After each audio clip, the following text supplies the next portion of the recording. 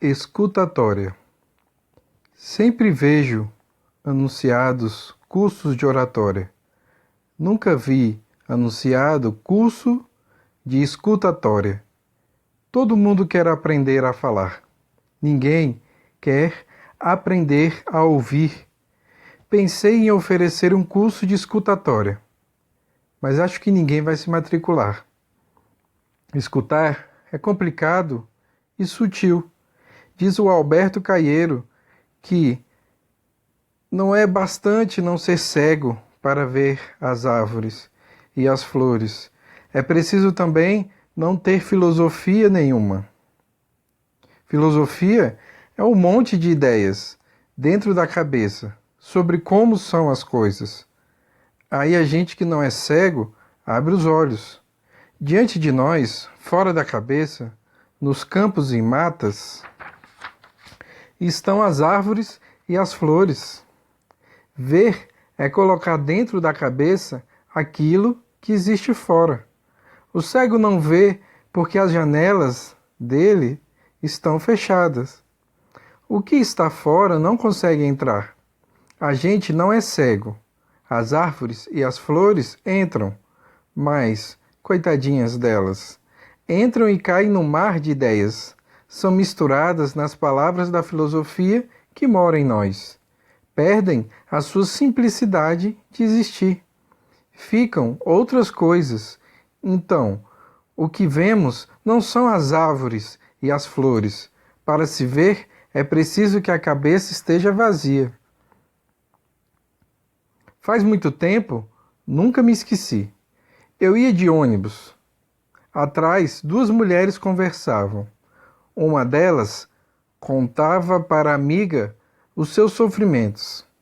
Contou-me uma amiga nordestina que o jogo que as mulheres do Nordeste gostam de fazer quando conversam umas com as outras é comparar sofrimentos. Quanto maior o sofrimento, mais bonitas são a mulher e a sua vida. Conversar é a arte de produzir-se, literalmente, como mulher de sofrimentos. Acho que foi lá que a ópera foi inventada. A alma é uma literatura. É nisso que se baseia a psicanálise. Voltando ao ônibus. Falavam de sofrimentos. Uma delas contava do marido hospitalizado, dos médicos, dos exames complicados, das injeções na veia. A enfermeira nunca acertava, dos vômitos e das urinas. Era um relato comovente de dor. Até que o relato chegou ao fim, esperando evidentemente o aplauso, a admiração, uma palavra de acolhimento na alma da outra que supostamente ouvia. Mas o que a sofredora ouviu foi o seguinte: mas isso não é nada. A segunda iniciou então uma história de sofrimentos incomparavelmente mais terríveis e dignos de uma ópera que os sofrimentos da primeira. Parafraseio o Alberto Caeiro. Não é bastante ter ouvidos para se ouvir o que é dito. É preciso também que haja silêncio dentro da alma. Daí a dificuldade. A gente não aguenta ouvir o que o outro diz sem logo dar um palpite melhor, sem misturar o que ele diz com aquilo que a gente tem a dizer, como se aquilo que ele diz não fosse digno de descansar da consideração e precisasse ser complementado por aquilo que a gente tem a dizer, que é muito melhor. No fundo, somos todos iguais às duas mulheres do ônibus. Certo estava Lichtenberg, citado por Murilo Mendes. Há quem não ouça até que lhe cortem as orelhas. Nossa incapacidade de ouvir é a manifestação mais constante e sutil da nossa arrogância e vaidade. No fundo, somos os mais bonitos. Tem um velho amigo, o Jovelino, que se mudou para os Estados Unidos, estimulado pela Revolução de 64. Pastor protestante, não evangélico. Foi trabalhar no programa educacional da Igreja Presbiteriana, USA. voltado para minorias. Contou-me de sua experiência com os índios. As reuniões são estranhas. Reunidos os participantes, ninguém fala. Há um longo silêncio. Os pianistas, antes de iniciar o concerto, diante do piano, ficam assentados em silêncio, como se estivessem orando, não rezando. Reza é falatório para não ouvir, orando, abrindo vazios de silêncio, expulsando todas as ideias estranhas. Também para se tocar piano é preciso não ter filosofia nenhuma. Todos em silêncio, à espera do pensamento essencial. Aí de repente alguém fala, curto. Todos ouvem. Terminada a fala, novo silêncio.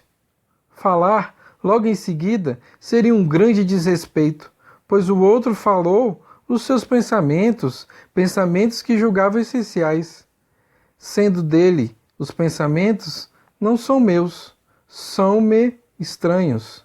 Comida que é preciso digerir. Digerir leva tempo. É preciso tempo para entender o que o outro falou. Se falo, logo a seguir, são duas as possibilidades. Primeira, fiquei em silêncio só por delicadeza. Na verdade, não ouvi o que você falou. Enquanto você falava, eu pensava nas coisas que eu iria falar quando você terminasse sua tola fala. Falo como você não tivesse falado. Segunda, ouvi o que você falou, mas isso que você falou como novidade eu já pensei há muito tempo. É coisa velha para mim, tanto que nem preciso pensar sobre o que você falou. Em ambos os casos, estou chamando o outro de tolo, o que é pior que uma bofetada.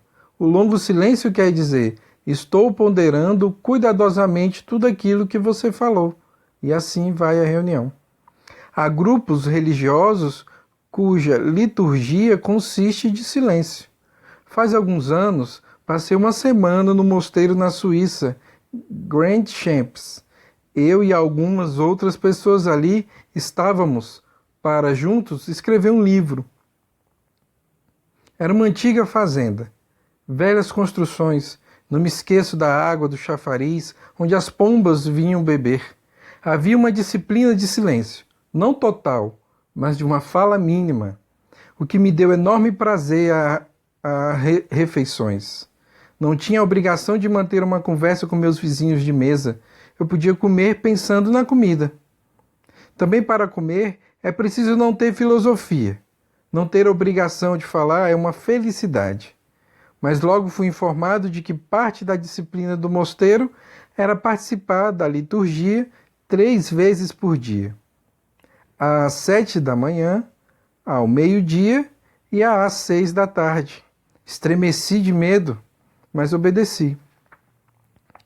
O lugar sagrado era um velho celeiro, todo de madeira, teto muito alto, escuro. Haviam aberto buracos na madeira, ali colocando vidros de várias cores. Era uma atmosfera de luz mortiça, iluminado por algumas velas sobre o altar.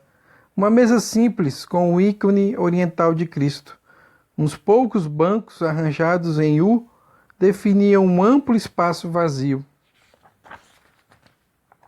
no centro, onde quem quisesse podia se sentar numa almofada sobre um tapete. Cheguei alguns minutos antes da hora marcada. Era um grande silêncio, muito frio. Nuvens escuras cobriam o céu e corriam, levadas por um vento impetuoso que descia dos Alpes. A força do vento era tanta que o velho celeiro torcia e rangia, como se fosse um navio de madeira no mar agitado. O vento batia nas macieiras nuas do pomar e o barulho era como de ondas que se quebram. Estranhei. Os suíços são sempre pontuais. A liturgia não começava e ninguém tomava providências. Todos continuavam do mesmo jeito, sem nada a fazer. Ninguém que se levantasse para dizer: meus irmãos, vamos cantar o hino. 5 minutos, 10, 15. Só depois de 20 minutos é que eu, estúpido, percebi que tudo já se iniciara 20 minutos antes. As pessoas estavam lá para se alimentar de silêncio, e eu comecei a me alimentar de silêncio também. Não basta o silêncio de fora, é preciso o silêncio dentro, ausência de pensamentos. E aí, quando se faz o silêncio dentro, a gente começa a ouvir coisas que não ouvia. Eu comecei a ouvir. Fernando Pessoa conhecia a experiência e se referia a algo que se ouve nos interstícios das palavras, no lugar onde não há palavras. É música, melodia que não havia e que, quando ouvida, nos faz chorar. A música acontece no silêncio. É preciso que todos os ruídos cessem. No silêncio, abrem-se as portas de um mundo encantado que mora em nós, como no poema de Mallarmé, A Catedral Submersa, que Debussy musicou. A alma é uma catedral submersa. No fundo do mar, quem faz mergulho sabe, a boca fica fechada, somos todos olhos e ouvidos. Me veio agora a ideia de que, talvez, essa seja a essência da experiência religiosa, quando ficamos mudos sem fala. Aí, livres dos ruídos do falatório e dos saberes da filosofia, ouvimos a melodia que não havia, que de tão linda nos faz chorar. Para mim, Deus é isto, a beleza que se ouve no silêncio. Daí a importância de saber ouvir os outros. A beleza mora lá também. Comunhão é quando a beleza do outro e a beleza da gente se juntam, num contraponto.